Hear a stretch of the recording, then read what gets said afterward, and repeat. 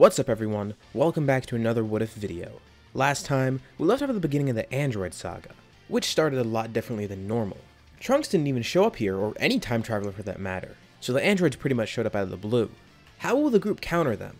As you could probably see from the thumbnail, this part's gonna get a little bit weird, so I won't give anything away in this introduction. Like usual, let's set a like goal of 2,500 likes, and once we hit that, I'll continue the story with another part. Anyways, let's pick up from here. After escaping, the group's not really too sure what to do. How are they supposed to counter the androids at their current strength? They'd have to train for years on end probably, and they can't wait that long. Earth is at risk. Wait a second.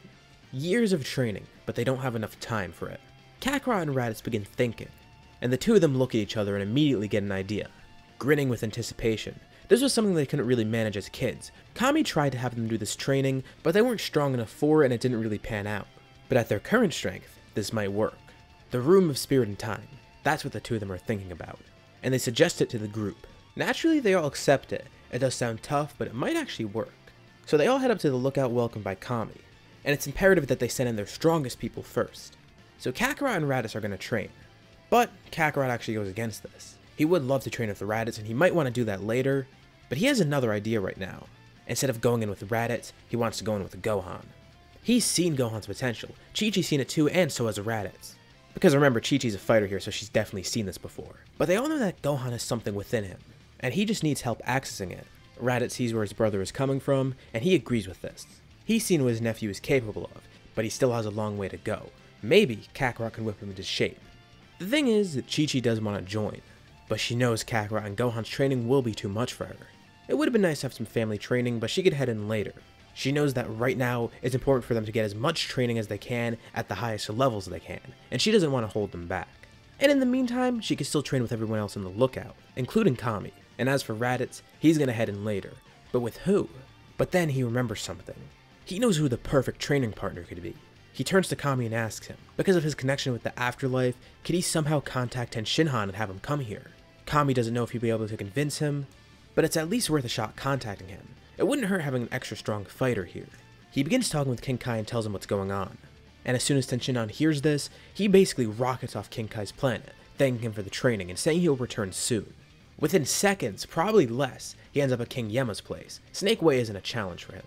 And Kami's just shocked at how fast this all happened, because now he teleports to King Yema's place and brings Tenshinhan back to Earth. This is exactly why he's been training, and he gets filled in on what's happened so far. Just a reminder, he's not actually dead, he's just been training in Otherworld. And he's learned some pretty cool things. Obviously, whatever King Kai could teach, he's basically learned already. But he also got to meet some warriors in Otherworld, and he's developed his techniques further. And he does tell Raditz he was working on learning something but he still hasn't learned it yet. He needed some more time, but he was trying to learn an extremely powerful technique. And he doesn't understand it too much, but he knows it requires two users, and it somehow lets them combine. Although only temporarily.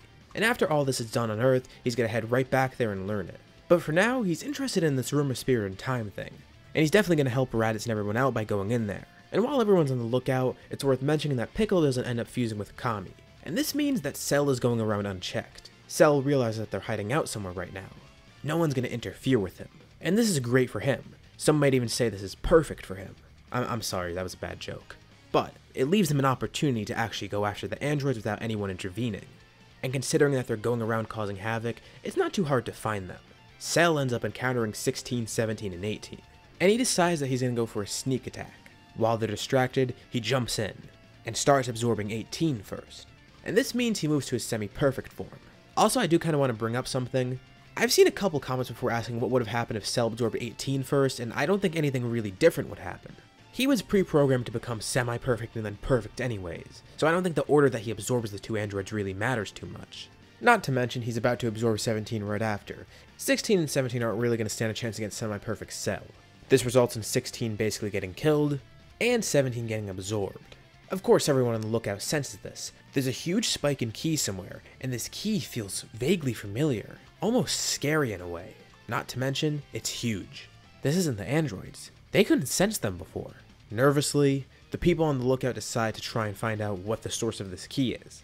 Although it's obviously dangerous, if they don't find out now, they'll probably find out later and get killed by it. After Cell transforms into his semi-perfect form, they head off the lookout. And then mid-flight, he begins transforming into his perfect form, and they sense another spike in ki. Just as he finishes transforming, a viewing party arrives. Cell is elated right now, especially happy to see these people around him. Particularly one person of interest, Raditz. Sure, he's looking for Kakarot as well, but Raditz is good enough. This group is far too weak to oppose him, and he decides it's rude to not introduce himself. This man is Cell, another android of Dr. Gero's. Although far more advanced than those two rust buckets before him. He's the perfect android, the perfect warrior, and the one who'll take down Kakarot and Raditz for good. But he does want to have a little bit of fun while doing it. Sure, he can go around mindlessly destroying everything, or just kill them all right now, but where's the fun in that? Cell deserves better. He decides, why not host a tournament? He'll even give everyone some time to prepare, although it won't do them any good. He decides the tournament is going to be, tomorrow. This is no good, but Raditz sees what Cell's trying to do. He wants to have a good fight, and Raditz decides to appeal to that side. I mean, of course, Cell is part Raditz and Kakarot, so Raditz is going to try to smooth talk him. He tells Cell that he should wait more than a day. It'll give everyone enough time to get stronger, and then he'll have a better fight as a result. Cell's intrigued. Really? How strong can they get within a week? He doesn't believe this will be enough time for them to get on his level, but he'll play along. If Raditz wants an extra week of training, he'll give it to him. You know what? He'll throw Raditz a bone. How about 10 days? The Cell Games, he calls it, will be held in 10 days in this exact spot. Of course he'll build a suitable arena, but he expects to see them here. He tells them to keep a close eye on the news, and he begins preparing his arena. The group is just speechless right now, and obviously, they're pretty worried. How are they supposed to defeat this guy? His power is like nothing they've ever sensed before. Okay, but how did Cell get here though? There was no Trunks before, so how did he get a time machine? Well, Cell did come from a separate timeline, so there's a possibility that his could be unaffected, and he could still come here through a time machine that Trunks had in that timeline, even though he doesn't exist here, or in the other timeline that the future Trunks we know comes from. But if we're being honest here, I haven't done the Cell Saga in a while, so I wanted to include that here. Suspension of disbelief and whatnot. It'll be a good time. Soon enough, Kakarot and Gohan emerge, finally having completed their training, and it turns out Gohan's actually a Super Saiyan. And oddly enough, both of them exited the Room of Spirit and Time in Super Saiyan, and they seem calm, not an emotion that they'd normally associate with the form of Super Saiyan. Raditz is intrigued. Has his brother discovered something truly groundbreaking? It turns out he has. Raditz is impressed. Kakarot never ceases to amaze him, but he'll surpass him one way or another. He'll unlock this form as well, and together, the two brothers will be stronger than ever. After filling Kakarot in on what's happened so far, Raditz and Tenshinhan head in for their training. So how is Ten gonna help in Raditz's training? God, I'm gonna be honest, it's kinda weird calling him Ten. But it's the nickname they use, and it's faster than saying Tenshinhan, so I'll just do that. Anywho, he's gonna be really helpful here. His training in Otherworld has actually made him a lot stronger. As I mentioned in the previous episodes, he wants to keep up his rivalry with the two Saiyan twins, and he hopes that he's able to surpass them someday. He's still working towards it, and he's gotten greatly stronger, way above any of the other humans, and even someone like Piccolo. He's not on the level of these Super Saiyans, but he actually does know something that might level the playing field. Of course, with all his training, he's practiced Kaioken more. Times 20, that's a joke. How about times 50? Same as Super Saiyan. Even better, in dire moments, he could activate times 100. Although, Ten's base isn't as strong as Raditz's. He still makes for an excellent training partner though, while Raditz pursues Super Saiyan Grade 4, and both of them just try to improve themselves overall. On the outside, Kakarot's a bit worried after sensing Cell's power. Sure, Grade 4 seems strong and all, but will it be enough? Like he thought before, he still wants to try and combine it with Grade 8, but he doesn't have enough real-world experience to do that yet. Although, Grade 4 on its own might be enough. If not him, then maybe Gohan can do it. It's odd. Although Gohan doesn't have too much fighting experience besides some in the Saiyan saga, Kakarot still feels confident. Raditz and Ten exit the Room of Spirit and Time, and for the remaining few days, everyone rests, with Kakarot, Raditz, and Gohan all remaining in Super Saiyan throughout the entire time. The day of the Cell Games arrives, and the group heads over. So who's going to face Cell first? Ten hasn't been able to test his power in a while, and this might be a good opportunity for him. Sure, he still feels like he's behind Raditz, Kakarot, and possibly even Gohan right now, but this will be an amazing way to gauge his power. So, he steps up first against Cell.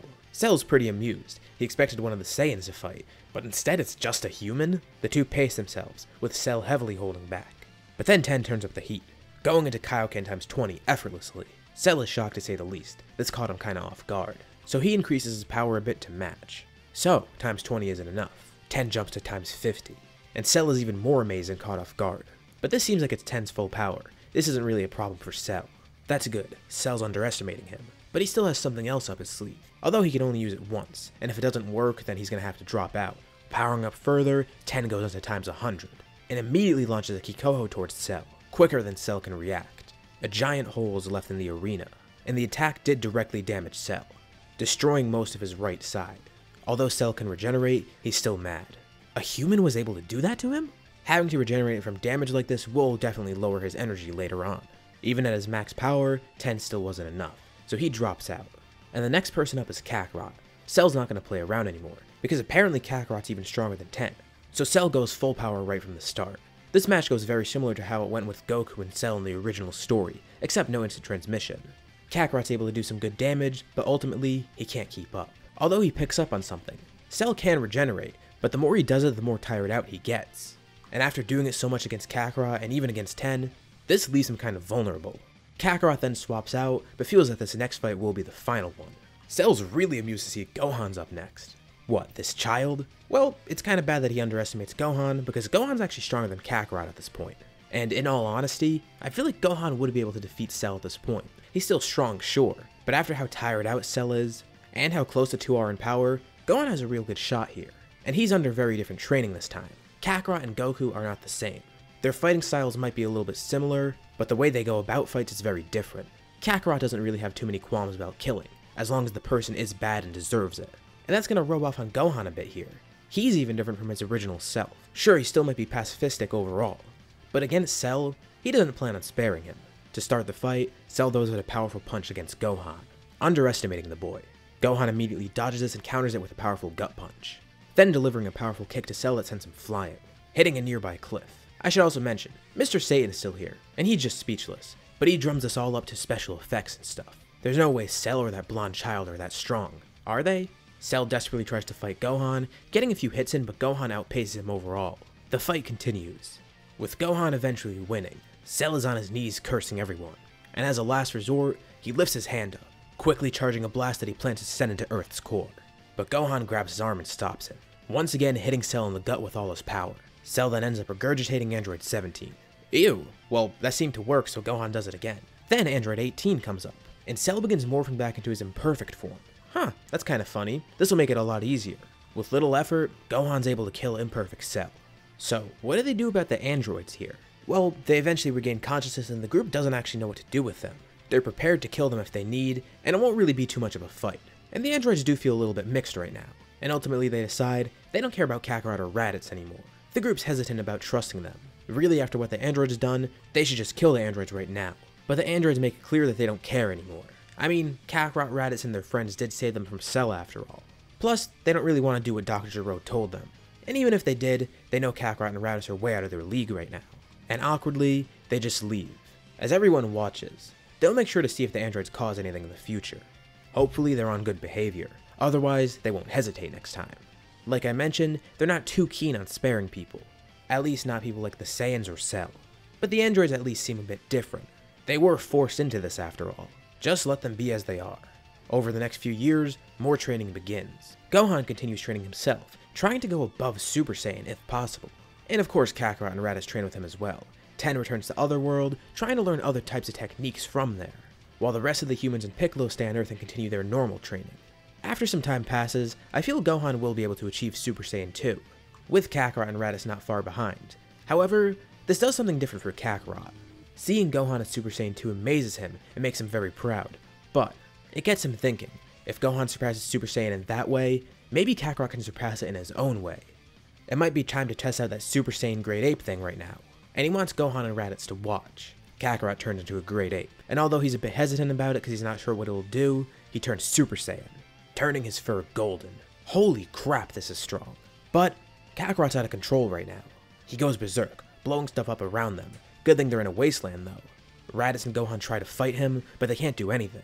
Kakarot just casually slaps him to the side. They have to try speaking to him, trying to calm him down, while also trying to shield themselves from the light of the artificial moon, so they don't accidentally turn into a Great Ape as well. Remember, Raditz still has his tail, and Gohan never actually lost his, so this is something they could do. But they don't want to right now. They want to fight Kakarot and Super Saiyan, because really this is the only way they could face him. If they turn into golden apes themselves, then Earth might be destroyed. Eventually, their talk gets through to Kakarot, and he begins focusing again, trying to regain some sort of control. Raditz and Gohan jump out of the way as Kakarot slams his fist to the ground, creating a giant crater. as he struggles to control himself once again. And then he begins shrinking, and shrinking more. He's returning to his normal form. Raditz and Gohan look up and the great ape is there no more, and they look towards the crater, hoping that Kakarot's okay. Slowly, over the horizon of the crater, they see Kakarot walk up towards them, but their jaws drop when they see what Kakarot looks like. Even Kakarot himself is confused. They see his eyes look different, he has red fur on him, his hair is longer. What did he just do? And this key, it's unlike anything they've ever sensed before. And all the while, Babidi is watching. That's right, he's already on Earth. And it seems like these guys might be a great source of energy for him. Not to mention, he's about to get 2 brand new servants. After finding some containers buried at the bottom of the sea with some weird seal on them, Babidi and Deborah are about to free these 2 new servants, sensing the evil energy from within the containers. So this is where we'll leave off for now. So what is this form that Kakarot got? Will Raditz and Gohan be able to achieve it too? What's Babidi up to? Who are his 2 new servants? Leave your thoughts and suggestions in the comments below, and I'll be sure to check them out to see what you guys think. As always, if you like this video, be sure to drop a like, and let's try to hit the like goal from the beginning of this video. If you haven't already, why not subscribe, as well as hitting the bell icon to get notified about any future parts of this What If, or any other videos that I upload on my channel. Thank you all for watching, and I'll see you on my next video.